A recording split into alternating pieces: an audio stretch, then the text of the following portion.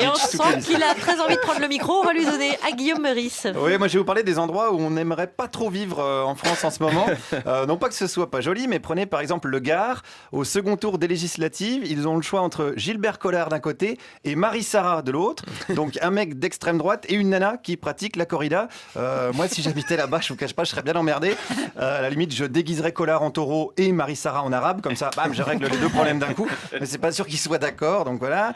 Dans la 18e circonscription de Paris, c'est un dilemme aussi, puisqu'on l'a dit tout à l'heure, s'affrontent au second tour Myriam El Khomri, très beau lapsus, soutenu par Emmanuel Macron, et Pierre-Yves Bournazel, soutenu par Édouard Philippe. Et là encore, je crois qu'en tant qu'électeur, j'aurais le seum, comme disent les vieux qui veulent faire jeune. Le seum, vous voyez ce que c'est ? Vous voyez Henri Guénaud ? C'est le maître étalon en ce moment du seum. Alors, dans cette circonscription, j'y suis allé ce matin pour discuter avec des électeurs et des électrices. On va pas se mentir, un petit peu perdu. Je comprends rien à la politique. Vous comprenez rien du tout ? Non, rien. Mais alors, vous avez voté quand même ? Oui, j'ai fait mon devoir. Ouais, vous faites votre devoir ? Ah bah oui. Comment vous allez faire pour choisir ? Bah, le pré Amstram-Cram. Voilà, la technique Amstramgram, bien connue d'André Manoukian, quand il doit choisir une chanteuse à chroniquer. Arrête, on vous voit d'aider. Plus il y a d'arcs et de flèches dans une chronique, moins vous avez écouté l'album. On le sait, personne n'est dupe. C'est Nietzsche qui a dit ça. Il y a beaucoup de gens qui choisissent leur vote comme ça au hasard. Quand je vous dis qu'il y a des électeurs paumés, il y en a qui étaient paumés dès le premier tour. Là, dimanche dernier, j'ai voté Bournazel parce que c'était marqué Philippe et majorité présidentielle. Ouais. Et puis alors, mais je ne me suis pas vraiment aperçu parce qu'il y avait tellement de candidats, si bien que dimanche prochain, je crois que je vais plutôt voter M. Khomri. Ah bon ?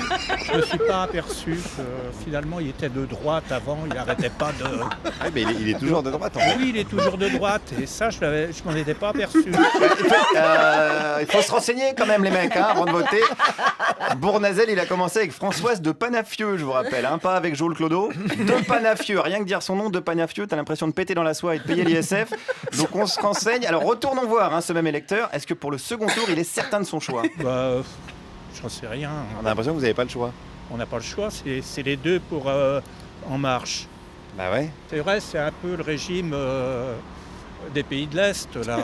C'est-à-dire que Macron, il deviendrait communiste presque. Mais qui sait ? Ah non, mais le gars est capable. Attention, on a affaire à une sorte de caméléon manipulateur. Macron, il est comme ça. Tu le poses dans un congrès de punk à chien. 5 minutes après, il joue du djembé. 10 minutes après, il a ubérisé le roulage de joint. 15 minutes après, il y a un mec qui reprend du Jacques Attali au didgeridoo. Il est quand même super balèze. Alors, puisqu'on parle communisme, il me fallait un avis cette fois-ci d'un vrai sympathisant de droite. On peut quand même dire aujourd'hui qu'il y a des endroits où il y a encore des communistes, qu'est-ce qu'ils foutent en France ? Ah, mais alors attendez, il faudrait les envoyer où, les communistes ? Qu'est-ce qu'ils font en France ? Qu'est-ce qu'ils peuvent faire ? Il faudrait Qu'est-ce qu'ils aillent où ? Ne soyez pas bête. Vous êtes journaliste, ça, ou quoi ? Alors non, voilà, non, je suis pas journaliste. Non, et en plus, être bête, c'est mon métier, donc là, c'est mal tombé. Alors, je sais pas si légalement, on a le droit d'expulser les communistes hors de France. Déjà qu'on en a pas beaucoup. On est obligé de les parquer tous les ans à la fête de l'UMA pour les compter. Et puisqu'on parle de parquer des gens, j'ai continué avec ce même analyste politique. Et dans les socialistes, les 3/4, c'est des juifs. Comment vous avez cette information ? Mais monsieur, je sais lire, écrire, et j'ai beaucoup voyagé. Moi, j'étais partout.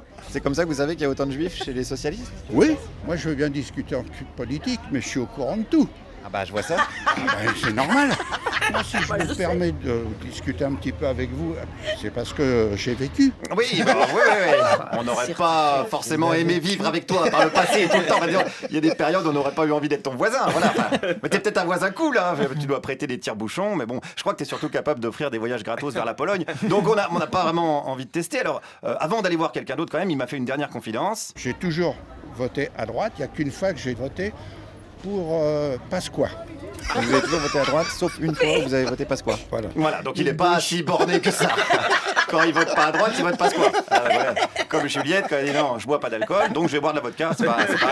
Alors, pour finir, je suis allé voir un vrai militant de Myriam El Khomri de l'autre côté, cette fois-ci, il tractait ce matin pour essayer de comprendre où est la cohérence là-dedans. Il y a de la cohérence, on soutient les actions du président de la République, mais c'est pas une majorité godillot. Ouais, mais le président de la République soutient normalement son Premier ministre, puisque c'est lui qui l'a choisi. Et le Premier ministre lui-même soutient le candidat qui est en face de vous, c'est compliqué ? Le président de la République soutient Myriam El Khomri et le Premier ministre soutient le candidat de la droite. Voilà, et le candidat de la droite soutient le président de la République. Voilà, le piège est parfait, la boucle est bouclée, ne reste plus qu'à resserrer la corde tranquillement autour du cou de l'électeur. Merci Guillaume Meurice.